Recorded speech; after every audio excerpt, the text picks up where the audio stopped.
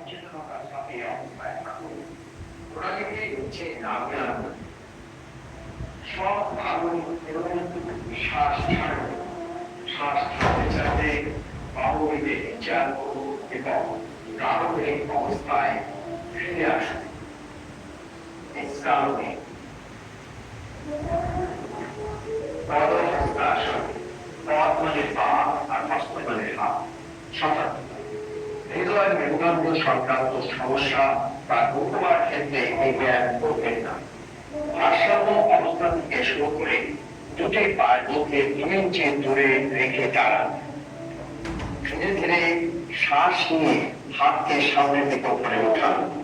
শরীরকে কোমর থেকে উপরের দিকে টেনে নিন।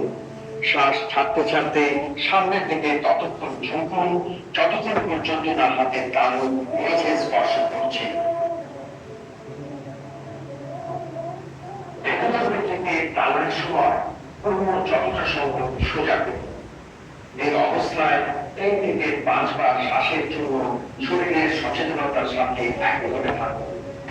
এখন শ্বাস নিতে নিতে ধীরে ধীরে সোজা হয়ে ফিরে আসুন এবং বাহুগুলি মাথার উপরে প্রসারিত করে টানুন। শ্বাস ছাড়তে ছাড়তে ধীরে ধীরে বাহুগুলিকে শূন্য অবস্থানে নামিয়ে আনুন।